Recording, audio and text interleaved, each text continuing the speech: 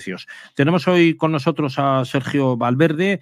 Sergio Valverde mantiene una página, es coach financiero, es una persona que además prepara también acerca de la planificación financiera de empresas, autónomos y particulares, familias. Hay una página web que es sergiovalverdegroup.com. Muy buenos días, don Sergio. Muy buenos días, José Luis. ¿Qué Bueno, tal? previsiones, desde luego, nada cómodas para los ahorradores, ¿no? Y para una situación estable en la que uno pueda planificar su futuro. Es muy difícil el tema. Empezamos ya un poco antes del verano a ver cómo ciertas materias primas empezaban a subir, ¿no? Y vemos como la más importante quizás de ellas, que es la relacionada con la energía, porque es la que toca a todos los sectores, no hay ninguno que quede sin tocar, es la que vemos cómo va a seguir subiendo. Como bien decías, ayer tocó el barril americano a los $85. Tenemos que recordar que en el 2008 llegó a casi 150, en el año 2012-2011 estuvo cerca o superior a los $100 y vamos camino de ello. No tenemos que comernos mucho la cabeza y lo que sí que tenemos que empezar es desde cada familia, desde cada persona, empezar a entender que tenemos que ahorrar, que los productos se van a encarecer. Ayer o antes de ayer ya empezaba a salir que las discotecas y los pubs están empezando a tener problemas con ciertas bebidas alcohólicas, ginebras, etcétera, porque no están abastecidos. Y pensar que los precios de la energía, a no ser que la OPEP y algún país más empiecen a abrir esos grifos y aumente la producción, los precios van a seguir subiendo. Claro, van a seguir subiendo porque hay falta también de suministro, ¿no? Eso está ocurriendo no solamente en España, está ocurriendo en el Reino Unido, donde hay un desabastecimiento importante, probablemente acentuado por ese Brexit, ¿no? Por esa situación de cierre de fronteras que hace que los aranceles sean más caros. Han vuelto a imponer aranceles. En España no ha llegado a eso porque todavía sigue habiendo libertad en el movimiento de mercancías, ¿no? Pero en el tema de lo que es el suministro tanto de gas o de crudo, son distintos. Es decir, aunque Reino Unido hubiera seguido dentro de la Unión Europea, el problema lo seguiría teniendo igual. ¿Por qué? Porque lo que hay es que hay mucha demanda y la oferta es escasa. Entonces, nos encontramos que los buques para llevar esa materia prima tampoco es que haya muchos a nivel mundial. Es decir, tendría que haber más. Dentro de lo que es el sector, vamos a enmarcarlo un poquito, tenemos que entender que desde hace muchos años no se han hecho inversiones. Cuando encima empezó a caer el tema del crudo, lo que se conoce como el fracking en Estados Unidos, debajo de ciertos precios, ya no es interesante para aquellas empresas, con lo cual a su vez cerraron esas empresas y esos yacimientos. Y a la vez estamos viendo como en ciertos países de África, pues al no hacer esas inversiones, no están pudiendo producir incluso lo que ellos querían. Entonces, estamos ante un mix muy complicado donde al final nos vamos dando cuenta que lo que es el crudo o Arabia Saudí y algún otro país más empiezan a abrir la mano, o es difícil. El gas, pues aquí en Europa o empezamos a dejarnos de ser tan amigos del planeta como nos intentan vender y empezamos a hacer las cosas bien. ¿Por qué digo esto? Porque en Reino Unido se ha encontrado que hay mucho gas, que cerca de Holanda hay mucho gas y nos empezamos a llevar bien con Rusia, que tenemos que empezar a entender que Rusia pues van a estar ahí siempre. Nos guste o no nos guste, Putin vendrá después de Forman Putin. parte del paisaje. Exacto. Están ahí. Y hay que empezar a llevarse bien con ellos. No hay que transigir en todo aquello que digan, pero se puede llegar a ciertos consensos de cordialidad donde todos ganemos. Lo que no podemos seguir es que tenemos ahí gas fácil, barato, y estamos todo el día riñendo con ellos. O sea, no tiene sentido. Sergio, además, se está abriendo una guerra con el tema de la energía. Fíjate que Moldavia, ya estaba Ucrania también apoyando a Moldavia con el tema del gas a través de su territorio, porque una de las cuestiones es que si no paga la deuda que tiene con la compañía Gazprom con Rusia, Rusia dice que le va a cortar, pero claro, lo hace delante del pleno invierno. O sea, llega justo el momento de mayor demanda o cuando más falta hace, cuando la gente se va a dar cuenta que se va a quedar sin gas y cuando se van a duplicar los precios probablemente. Los moldavos, que es uno de los países más pobres de Europa, según dicen, eso habría que verlo, pero dicen que es de los países más pobres o de los que tienen las tasas más bajas, se va a ver con el agua al cuello. O sea, va a ser una situación totalmente insostenible. Ucrania ya ha dicho que les va a ayudar, pero es verdad que tiene una deuda con Gazprom. Rusia dice que se desentiende porque es una deuda con una compañía privada que es Gazprom, aunque detrás de esto está la geoestrategia rusa, lógicamente, ¿no? Porque Gazprom pues es un gigante que emerge después de la caída del bloque soviético y aparece ahí como una gran compañía gasística, como tenía que ser además, porque probablemente, pues claro, el petróleo y el gas ruso pues sigue estando ahí, ¿no? Y es una riqueza que no renuncian, ¿no? Igual que en Noruega, ¿no? Igual que Noruega, por ejemplo. La empresa más importante pertenece al Estado, con lo cual no van a vender su recurso natural por excelencia sí, bueno, te lo envuelven ahí de que es privado, pero sabemos que está enteramente detrás del gobierno, ¿no? Y bueno, ahora Rusia lo que quiere es que el gasoducto que va directamente hacia Alemania empiece a funcionar, ¿no? Que todas las regulaciones que tienen que ser aprobadas, pues que no sea para finales del 2022, sino que sea cuanto antes.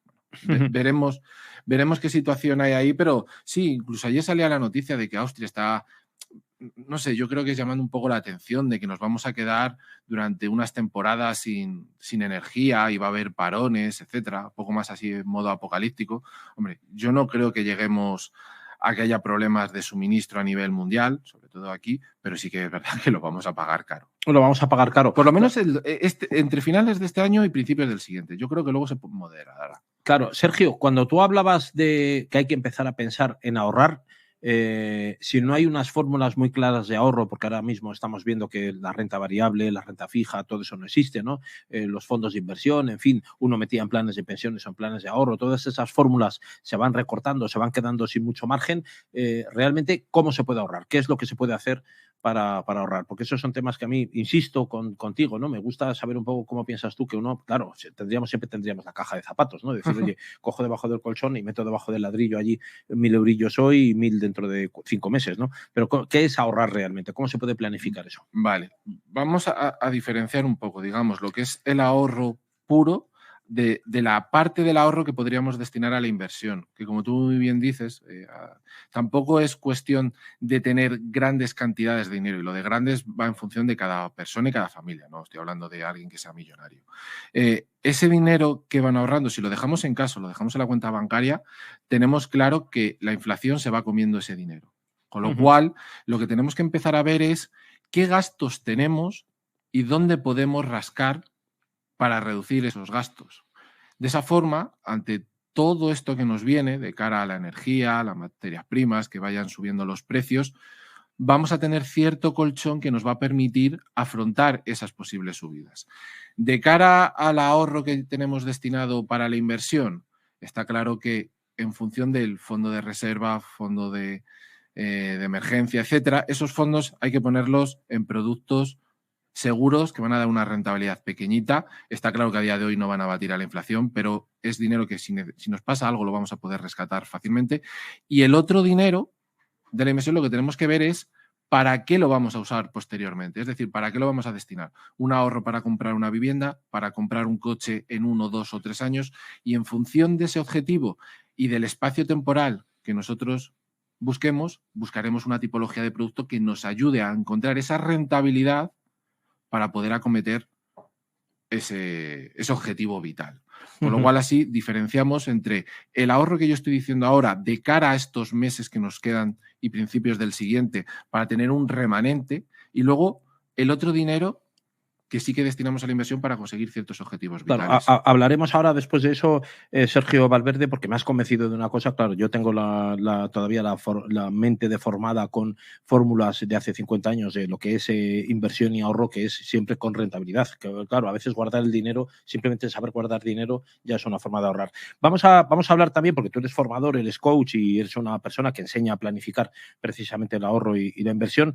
Tenemos al otro lado del teléfono a Elmer Balcázar, es el director, el CEO el director general de ICAD Business School. La verdad que ahora mismo, Sergio, la formación, y se han abierto campos nuevos, la formación online y la forma en la que estamos aplicando conocimientos a lo que nos interesa está cambiando sobremanera. ICAD Business School pues, merece estar en ese primer puesto. Es una escuela líder en innovación y creatividad educativa y ha creado una incubadora enfocada especialmente a emprendedores. Se llama el Club de los Emprendedores, para prestar diferentes servicios a emprendedores con ideas de negocio que sean innovadoras. Muy buenas, don Elmer. Muy buenos días, ¿cómo estamos? Muchas gracias por estar con nosotros aquí a atender nuestra llamada. Como siempre. Elmer, ¿en qué consiste ese club, esa incubadora que habéis creado, Club de Emprendedores? Mira, nosotros somos conscientes como Escuela de Negocios, al estar día a día con alumnos, tanto recién acabados de carrera como con profesionales que han estado en puestos de dirección y que por la actual situación de la crisis que vivimos han tenido que parar o están en busca de nuevas oportunidades. Mientras hemos ido evolucionando con esta situación, hemos visto el compromiso que tenemos también como Escuela de Negocios, que es ayudar a reinventar modelos de negocio, modelos de trabajo en nace con una fuerte vocación motivada por un equipo de alumnos, de profesores, de gente que está en este entorno, de ver oportunidades en entornos donde probablemente pues ahora hay muchas, ¿sabes? Y que hay que aprovechar esa ola, ¿no? Sí, se nos corta. ¿Qué le vamos a hacer? Tenemos que intentar volver a conectar si se puede con Elmer. Sergio, tú como coach, y que eres una persona que aplica también conocimientos a grupos, ¿no? A veces de personas, a veces de emprendedores. El tema de la formación online se ha abierto también en lo que es formación financiera y planificación a los potenciales interesados, o realmente se descarta y se prefiere todavía la asistencia a cursos, a clases y a foros o seminarios? Se está dando el hecho de que sí que está cambiando. Es decir, la gente le está costando ir a los eventos presenciales, aunque sea con mascarilla, cierta distancia. Por miedo todavía, ¿no? Queda un recuelo ahí, ¿no? No, han descubierto que poder estar en tu casa y ver lo mismo, que si estuvieras allí, poder hacer preguntas, pues te quedas en casa viéndolo. Es más cómodo. Puedes estar en pijama, puedes estar haciendo otras cosas. Tomándote allí tu té o tu café. Como si fuera un podcast. Entonces, pero eso más para los seminarios, talleres. Y también participas, además. Exacto. Con la formación, pues está pasando igual, porque como también tienes la posibilidad de ver las clases en directo, o incluso a veces hasta, depende de qué universidad o qué institución, te las graban, con lo cual puedes hacer tu día a día y luego te las vas viendo las clases. Entonces, el tema online ha mejorado tanto que está cambiando esa idea de tengo que ir a clase para enterarme de las cosas, para ver. Entonces, sí que hemos dado un salto quizás hacia algo mejor en ese sentido, que todavía... Sí, o más flexible, ¿no? Creo que ya hemos retomado la comunicación con Elmer Valcárcel, es el director general de ICAD Business School. Buenos días, Elmer. A ver si se me escucha ahora, me decían que no me escuchaban, yo les escuchaba bien. Se cortó, estaba entrecortado, ¿sabes? Estamos hablando también con Sergio Valverde, que es coach financiero, planificador, y estamos hablando también un poquito de esto que hemos dejado colgado contigo, que era hablar de la formación online y cómo esto ha abierto puertas a un tipo de formación que además se está prestigiando y se está reputando, como es la formación online, ¿no? Eso que llaman e-learning, ¿no? Totalmente.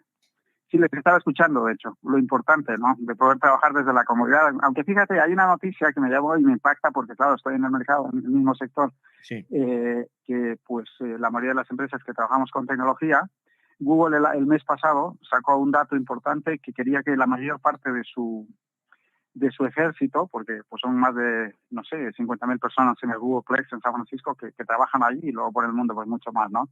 Que quería que vuelva, aparte de este equipo, a trabajar, porque, ¿sabes? Se había perdido muchísimo la capacidad de trabajar en equipo, ¿no? Quizás esa es una de las cosas que siempre tenemos que tomar en cuenta cuando estamos trabajando a distancia, la comodidad, el relax, a veces quizás hasta perdernos un poco de los horarios laborales, ¿vale?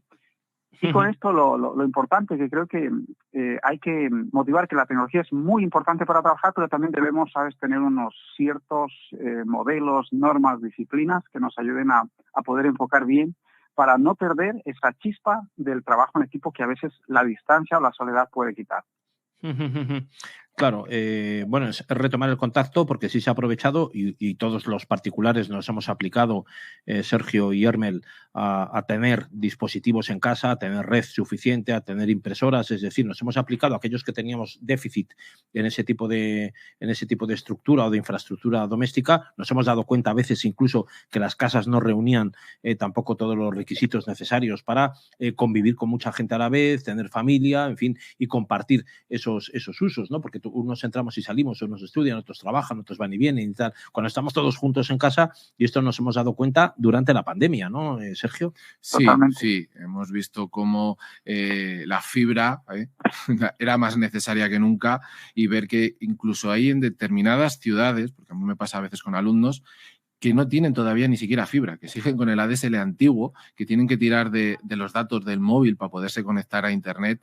Y claro, cuando hablamos de teletrabajo, queremos una sociedad con teletrabajo o tenemos buenas tecnologías, de todo, desde ordenadores a Internet, o es difícil que se haga. Pero lo que decía también, él tiene razón. Hay una parte, si lo enfocamos a la parte de la formación, se puede hacer online, pero dentro del trabajo, cuando estamos hablando de grupos de trabajo para sacar ideas, sacar proyectos, está claro que todo no se puede hacer desde casa. Hay que ir a la propia empresa, hacer que todas las ideas fluyan, porque yo creo que sí, una reunión Zoom puede ser puntual, pero no le sacas el mismo jugo que si están todos presentes. Totalmente de acuerdo. Hermel, ¿tú consideras como director general de una escuela que además está enfocada también a la preparación profesional, como escuela de negocios, ha habido un aterrizaje forzoso en la formación online por el COVID, por estos 19 meses que llevamos de experiencia de ese confinamiento, de encerrarnos en casa? ¿Ha habido una especie de aterrizaje forzoso que ha hecho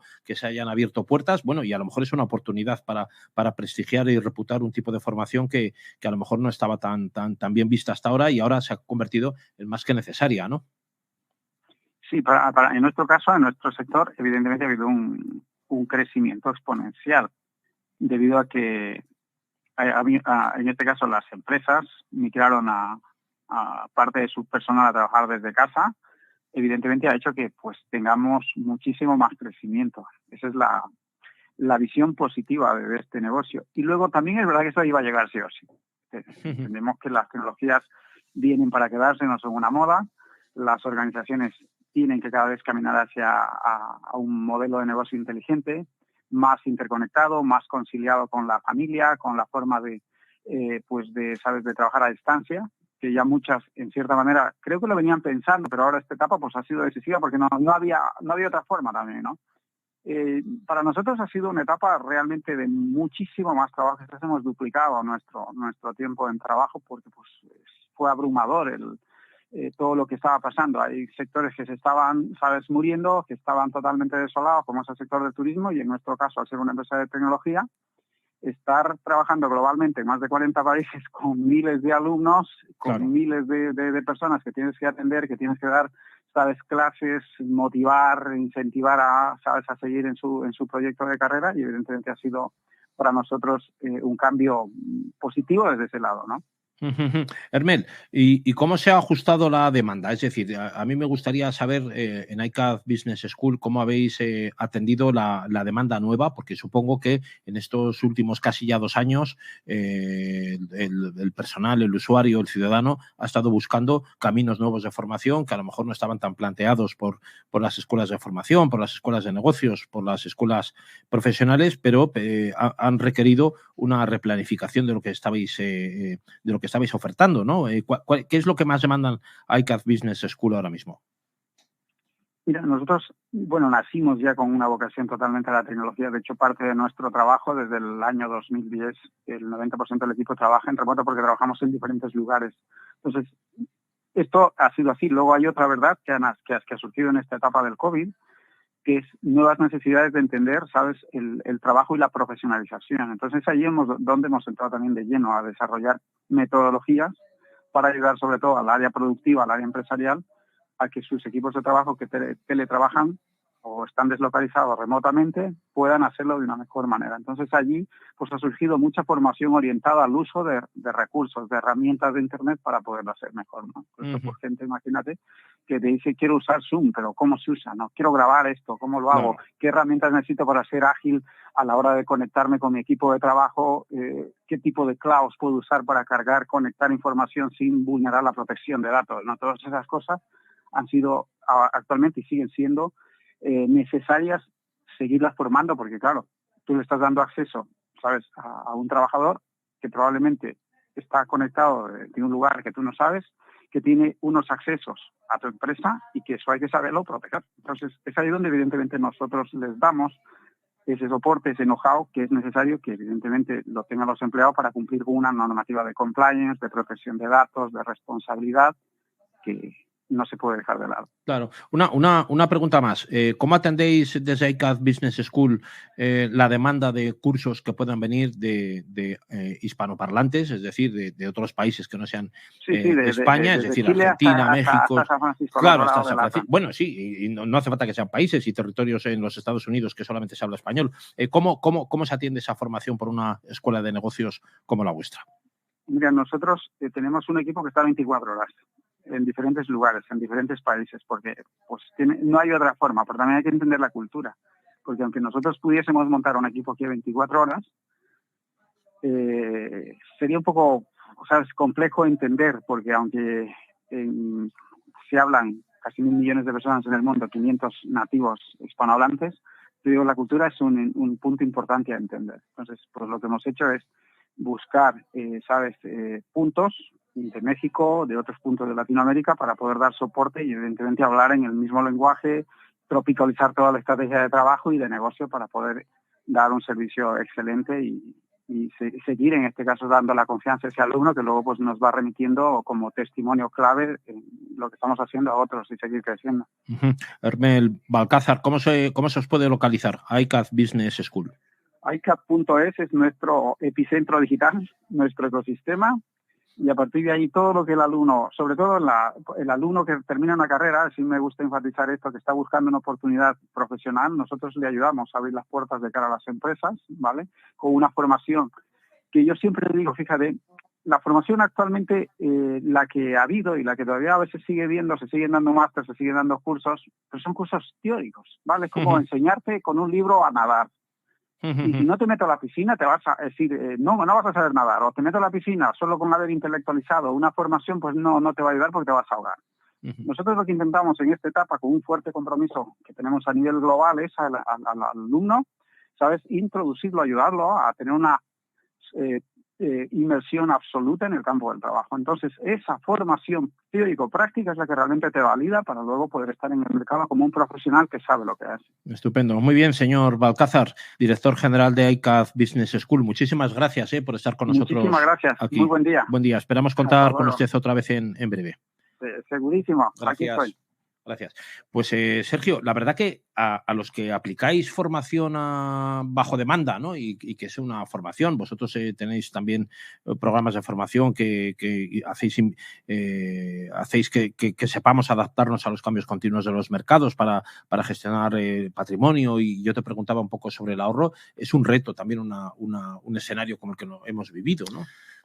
Hubo un boom en la primera parte del COVID, es decir, justamente cuando ya nos dejan metidos en casa, que no podemos salir, esos 2 meses. Hacer nada, claro. Esos 2 meses hubo mucha demanda de formación. En general, yo creo que en todos los sectores, no solamente las finanzas. A lo mejor incluso idiomas, cualquier cosa, aprovechar el tiempo, ¿no? Exacto. Aunque se ha saltado, Sergio, un poco de lo que antes era la formación que se entendía, que era eso de titulitis, ¿no? Voy a hacer un cursito de no sé qué, un cursito de no sé cuántos, un cursito de informática, un cursito para atender necesidades que se podían plantear a nivel laboral, es decir, eso de tener el diplomita y tener el título y tal.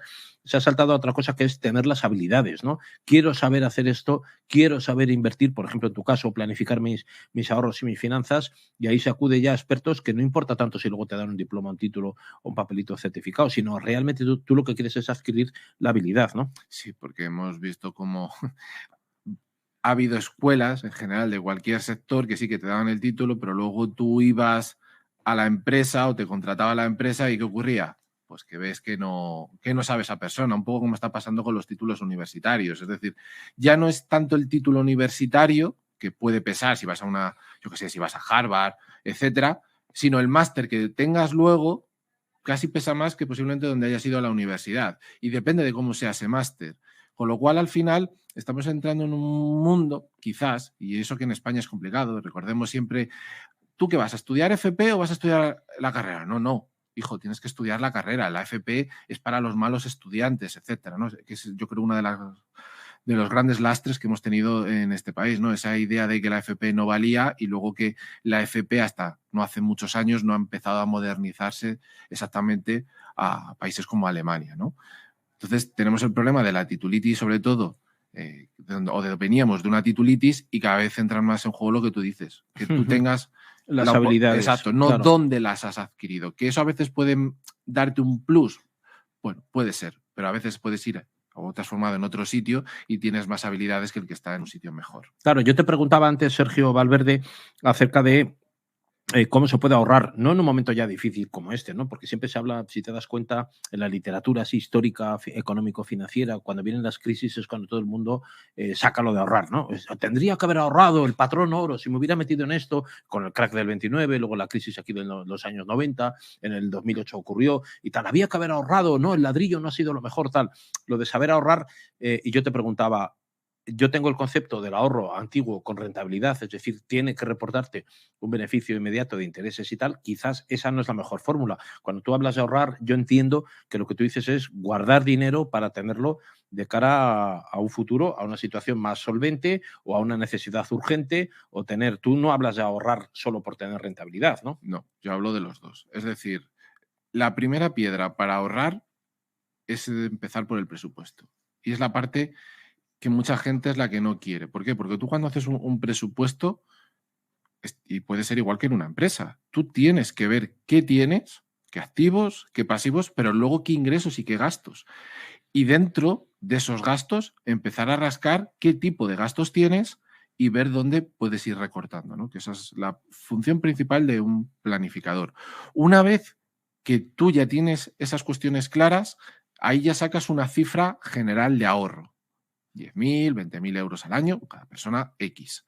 Y eso luego lo tienes que llevar a ciertos fondos. ¿Por qué? Porque si ocurren ciertas cuestiones, como puede ser la pérdida de un trabajo, el cese de un negocio, etcétera, tú sí que tienes que tener ahí una liquidez, vamos a decir, inmediata para ir afrontando tu día a día. Porque si no, ¿cómo te manejas? Si tú eso que has ido ahorrando lo metes en productos financieros de estos que eran seguros, que no los podías sacar durante un año, etcétera, o en planes de pensiones, ¿qué ocurre? Si los sacas, te penalizan. Estabas penalizado, sí. Con lo cual no tienes... Bueno, y estás, porque eso sigue estando así, sí. Entonces, no tiene sentido. Para esos fondos, por si ocurre cualquier situación, hay que meterlos en productos muy líquidos. Y luego vamos a la parte de... Eso podríamos decir que tanto esos fondos como los objetivos vitales y hacer luego ahí la inversión, que tú me has comentado, digamos que es la inversión como un medio. Es decir, utilizamos la inversión para conseguir unos fines nuestros. Y ahora vamos a la siguiente o al siguiente tipo de inversión, que es la inversión como un fin en sí mismo, que ahí es donde vamos a intentar buscar la máxima rentabilidad. Entonces ahí, con lo que ya nos queda ahorrado, diversificamos entre más o menos riesgo y ahí sí que vamos a ir, vamos a decir, a piñón a intentar conseguir rascar la máxima rentabilidad. ¿Vale? Uh-huh. Esa sería la forma en la de cual podemos ahorrar, cubrirnos y luego invertir. Claro, bueno, una situación para la que ahora parece que las entidades financieras y las compañías de seguros no tienen grandes fórmulas porque prácticamente no hay margen financiero, ¿no, Sergio? O sea, no hay margen comercial. Para un banco ahora mismo no venden plazos fijos, no venden renta fija, no venden porque no hay margen, está casi en tipo negativo, ¿no? Casi te tienen que pagar por llevar el dinero, ¿no? Exacto. Como no tienen margen, no ves esto en las carteles de los escaparates de los bancos. O sea, no es que haya, meta aquí su dinero y le damos, no te regalan ya ni la olla express, ¿no? Como antiguamente, ¿no? Que ibas allí, te metías 10.000 euros, 1 millón de pesetas y te daban una olla express. Ahora donde quizás se están enfocando más es que también MiFID todas estas cuestiones las ha puesto en en tela de juicio. Es decir, ahora ya los bancos no pueden hacer publicidad y, vamos a decir, cierta demagogia tan fácilmente como hacían antes. Entonces, ahora las luchas por dónde vienen, pues que tú te cambies de un banco la cuenta bancaria, te cobran comisiones, pero te cobran un poquito menos, que te traigas ciertos fondos de inversión que tú tengas con una entidad, pues te los traes a esta y te baja la comisión, pero te siguen cobrando. Hay una lucha por quitarse clientes, que no es lo que tú dices antes, oye, invierte aquí. Y luego, bueno, pues ya ahí después tenemos que cada persona, cada familia sepa dónde tiene que meter su dinero para que, oye, le cobren lo menos posible, porque tenemos que entender que los bancos, las comisiones las han subido bastante. Claro, esa es una situación. En todo caso, rescatar dinero, recuperar dinero cuando te viene dinero de una herencia, ¿no? Ahora que ha habido más defunciones que era lo habitual, ¿no? Por efecto del COVID. Cuando tú te encuentras con eso y se liquida entre diversos herederos, propiedades, bienes, dinero en cuentas, inversiones, lo que fuera, la recomendación para ti, ¿cuál sería? Es decir, imagínate, no vamos a poner una cantidad, pero te tocan por una herencia 100.000 euros, ¿no? ¿Qué haces con esos 100.000 euros? Bien, ahí hay que ver primero qué es lo que quiere hacer el cliente en este caso, la persona o la familia. ¿Los quiere mantener simplemente o quiere utilizar parte de ese dinero para uno de los objetivos vitales que hemos estado hablando, por llevar al hijo a una universidad, etcétera? Entonces, empezamos a hablar de diversificación. No se trata que coja ese dinero y lo invierta todo en un único producto, sino vamos a ser un poquito inteligentes y vamos a ir repartiéndolo. Y, oye, eso también puede servir, pues, por ejemplo, si tenemos deudas, para quitarnos parte de las deudas para pagar menos intereses. Eso, al final, hay que planificarlo con el cliente y ver qué quiere hacer. Pero siempre partiendo de la base de que tiene que tener una planificación financiera clara para que luego esas herencias o incluso si te toca la lotería puedas destinar ese dinero para que trabaje para ti. Claro. No es cuestión nada, me ha tocado el dinero, me voy a comprar una casa. Bueno, pero a lo mejor te estás descapitalizando y te estás quedando sin nada. Te vienen mal dadas, te quedas sin trabajo y esa casa a lo mejor no la has podido comprar, sino que has tenido que pedir aparte también un poquito de deuda, de préstamo. Claro. Con lo cual, ¿cómo pagas? Entonces, todas esas cuestiones hay que estudiarlas y lo mejor siempre es hacerlo de la mano de un profesional. De un profesional, claro, ponerse en manos de un planificador, no arriesgarse, no lanzarse a las cosas que te gustarían hacer, no haber montado esa churrería o esa zapatería o esa tiendecita de zapatos para niños, que a lo mejor sí hay que hacerlo, pero que también hay que verlo con cuidado, ¿no? Sí, porque quizás uno de los males que tienen los emprendedores es que vienen de trabajar para alguien. Entonces, de repente dices, voy a montarme una zapatería y buscas el mejor local, las mejores máquinas, etcétera. Y a lo mejor lo que hay que hacer es hacerlo desde tu casa, comprar máquinas de segunda mano y a medida que vas generando ciertos ingresos es cuando empiezas a pensar en más grande. Eso es muchas veces lo que pasa con las personas cuando quieren emprender, ¿no? O quieren montar cierto negocio, alquilamos los mejores muebles, los mejores ordenadores y no. Los grandes negocios, las grandes empresas siempre han empezado desde ese famoso garaje, ¿no? Vamos a poner. Y desde el garaje, en función de lo que vamos ingresando, vamos mejorando las expectativas de la empresa, de la fábrica, del negocio que sea.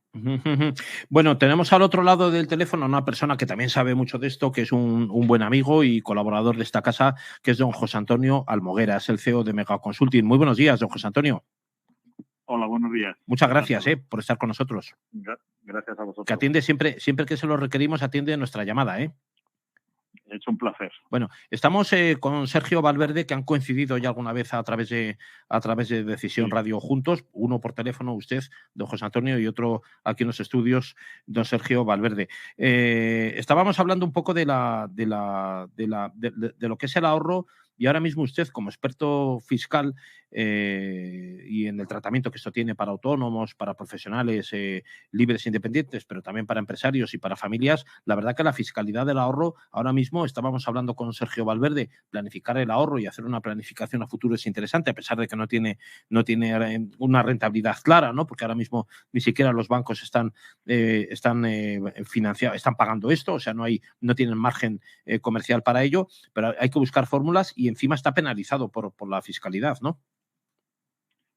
Sí, bueno, el ahorro, la realidad es que está menos penalizado de lo que les gustaría a ellos. Y os digo por qué. Porque el tema del ahorro a efectos fiscales tributa en la base imponible del ahorro y no en la general, con lo cual se puede tributar 19, 21, 23 o 26%, depende del volumen de ahorro que sea, y no en la general, que se tributa hasta el 45 o 47%. Por lo tanto, está penalizado porque no nos dan soluciones prácticas, y si no, mira los planes de pensiones que pues nos están haciendo hacer mangas por capirotes, que se llama, y estamos inventando fórmulas alternativas, porque el máximo de aportación al plan de pensiones son 2.000 euros o 1.500 que quieren el año que viene, y estamos viendo los planes de empleo que se pueden hacer fórmulas creativas para que realmente le llegue al que le tiene que llegar o al que queremos que le llegue. Por lo tanto, el ahorro es algo que no están teniendo en cuenta este Estado,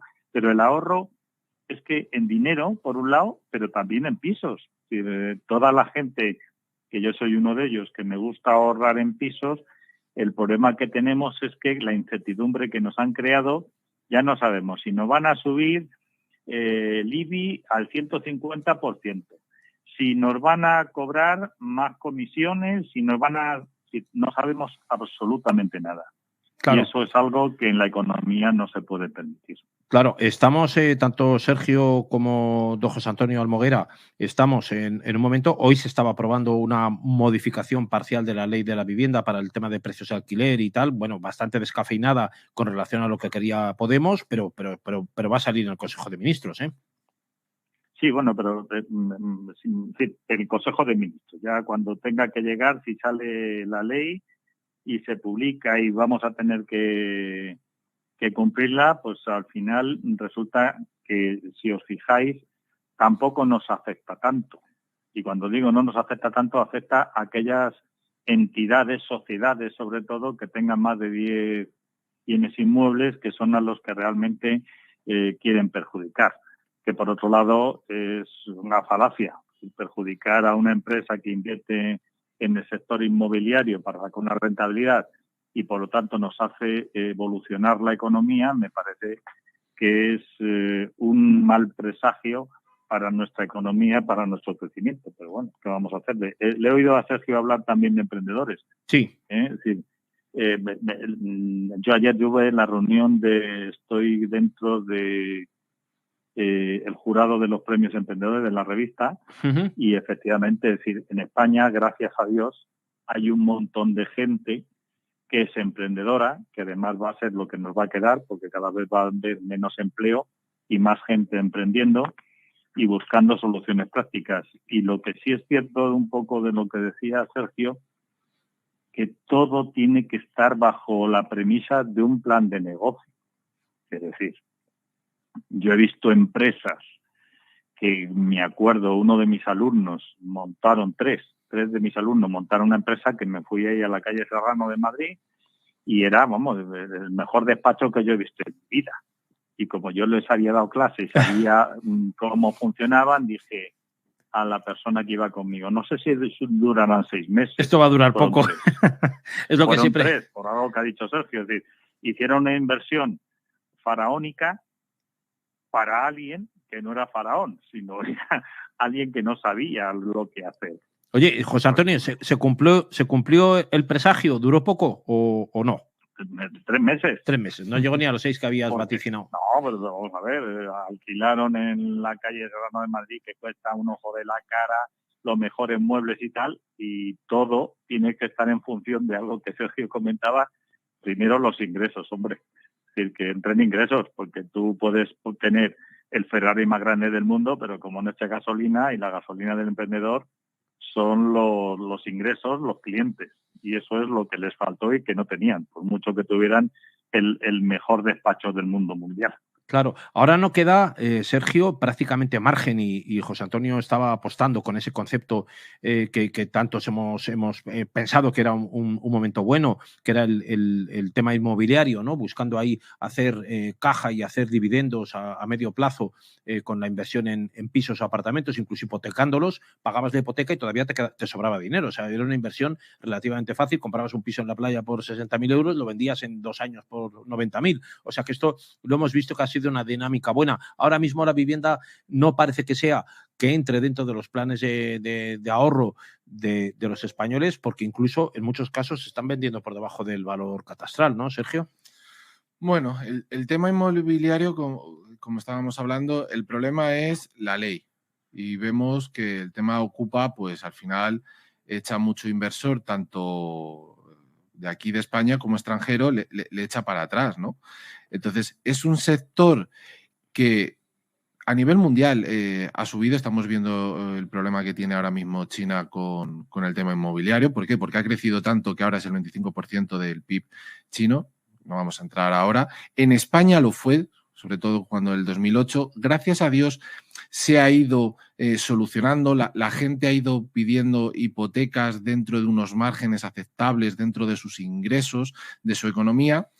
Pero somos un país que al final el ladrillo siempre va a ser la primera idea que se tenga de inversión, ¿no? Eso es una cosa que yo creo que no nos vamos a quitar, y sobre todo el problema va a seguir viniendo siempre del tema regulatorio y de tener un gobierno que vele por la propiedad privada, y que si alguien se te mete en tu casa sepas que tienes toda la ley para poderle echar, ¿no?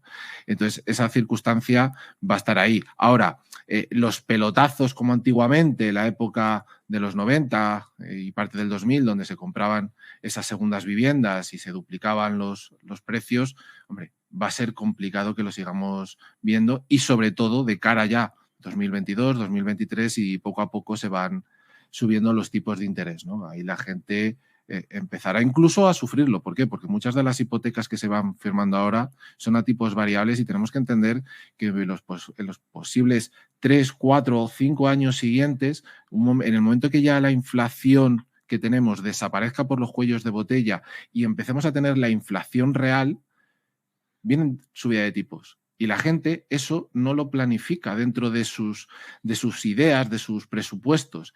Y eso va a ser también un problema. Sí, es así, pero, ¿no, don José Antonio? Sí, efectivamente. Lo que pasa es que, bueno, por la subida de tipos ya están dando créditos a tipo fijo durante todo el periodo del crédito, del 1,30 hasta 1,10 están dando, con lo cual, pues no hay que decir, hay que ir al tipo fijo, dejarte de complicaciones, como bien dice Sergio, olvidarte del préstamo y saber lo que vas a pagar y no esperar a que suban, que son los variables que te pueden subir un montón, y menos meterte en préstamos en divisas, que eso ha sido el caos más absoluto de este país. De hecho, se están ganando todos en los juzgados. Y en cuanto a la vivienda, pues efectivamente, es decir, sigue siendo un parámetro importante, no tanto como antes, porque antes había seguridad jurídica y ahora no hay ninguna, pero donde realmente va a bajar el tema de la compra es en las generaciones de mis hijos. Es decir, mis hijos, ahora mismo mileuristas, ¿cómo se van a meter en una vivienda? Si es que es imposible que alguien de nuestros hijos, con lo que están ganando, con los sueldos que hay, puedan meterse en vivienda. Por lo tanto, es que los padres sí nos hemos metido en vivienda, no teníamos ningún problema y nos cuadraba lo que ganábamos para vivir dignamente y además pagar la hipoteca, pero nuestros hijos ya es imposible porque no ganan lo suficiente, y además teniendo en cuenta los valores de los pisos, porque claro, los valores de los pisos, comentabas tu valor catastral, pues es que el problema que tenemos es que hay un valor mínimo, que además, por cierto, quieren subirlo, hay un valor mínimo de escriturar por debajo del cual, en principio, no se puede escriturar ni vender. Claro. Entonces, ese valor mínimo está muy por encima de lo que en algunas ocasiones ha sucedido. Yo tengo clientes que se han ido a subasta, han comprado el piso por 50.000, pero les ha dicho Hacienda, oiga, usted ha comprado el piso por 50.000 y lo justifica, pues lo ha vendido un juez. Pero al final tiene que escriturar por 80, que es el valor mínimo estimado con el que tiene que pagar los impuestos correspondientes. Fíjate. Es el caos más absoluto ahora mismo. O sea que lo tienes que escriturar por fuerza por eso, o devengar por lo menos los impuestos en base al, como mínimo, al valor catastral, ¿no? Devengan los impuestos como mínimo, no valor catastral, sino valor que la comunidad correspondiente estipula, que es mayor del valor catastral. O sea, ni siquiera el valor catastral, que sería el mínimo. No. Claro. Es el valor que la comunidad tiene. Es decir, alguien que quiere escriturar se tiene lo primero que ver cuál es el valor mínimo que la comunidad dice. En Madrid lo puedes ver por internet y en otros sitios igual, y ese es el valor mínimo de pago de impuestos y por lo que le tendrías que vender a efectos prácticos y legales. Estupendo, muy bien, don José Antonio Almoguera, director general de Mega Consulting. Bueno, estamos a puertas de Expo Financial, 19 de noviembre. Sí, señor, estamos ahí preparando Expo Financial, ya lo tenemos todo pergeñado. Y bueno, todo el que quiera asistir a Expo Financial, que se meta en expofinancial.es y bueno, pues ahí verá las conferencias que hay. Son un montón de conferencias. Como siempre hemos dicho, son informativas y formativas y vamos a aprender mucho y vamos a coger los contactos necesarios para que la gente sepa dónde tiene el mejor crédito, el más barato y el que se ajusta a todas nuestras posibilidades, incluido que bueno viene ICO, ENISA, CERCE, CNMV, Banco España, Dirección General de Seguros, es decir, todas las entidades que de alguna forma determinan las leyes y las leyes fiscales, financieras, y son las que nos van a ayudar a saber lo que tenemos que hacer en cada momento. Estupendo, don José Antonio, muchas gracias Gracias por estar con nosotros y atender nuestra llamada. Gracias, Sergio. La verdad que es verdad que queda poco margen. Hay que estar muy atento a foros como este de Expo Financial porque la verdad que abren un poco los ojos a capacidades que están fuera de los circuitos habituales, porque solemos tener la tendencia siempre, Sergio, a ir a los bancos, ¿no? Eso está bien, pero ya hemos comprobado también por sentencias judiciales que no solamente los bancos son los que ayudan en financiación o en buscar la mejor solución financiera a los problemas que tenemos, ¿no? Si lo que queremos es un asesoramiento financiero, la mejor recomendación siempre es un asesoramiento financiero independiente. Es decir, ¿eso qué significa? Que la persona que te está asesorando, el producto que te recomiende no va a tener por parte de la entidad una retribución. La retribución del asesor viene de lo que pague por ese asesoramiento. Mientras que si tú vas a una compañía de seguros, a un banco, etcétera, y contratas un producto de ellos, esa persona que te lo está asesorando sabes que se va a llevar un plus. Eso no es malo, pero como tú dices, no siempre te va a recomendar lo mejor. Así que si podemos ir a asesores financieros independientes, mucho mejor. Claro, estupendo. Pues Sergio Valverde, sergiovalverdegroup.com, muchas gracias por estar con nosotros. Luis. Oye, sé que estás por las tardes también en Decisión Radio, en Decídete por Esther, con Esther Pedraza. ¿Qué días estás? Estamos los miércoles, de 4:30 a 5. De 4:30 a 5. Exacto. Bueno, pues no se olviden ustedes que si quieren, también hablando un poco de lo mismo, ¿no? Planificación, ahorro, finanzas personales, en fin, un poco de todo. De lo que está más en la actualidad también, así que... La pela es la pela. Exacto. Pues estupendo. Sergio Valverde aquí en Decisión Radio. Muchas gracias por estar con nosotros. José Luis, un buen placer. día.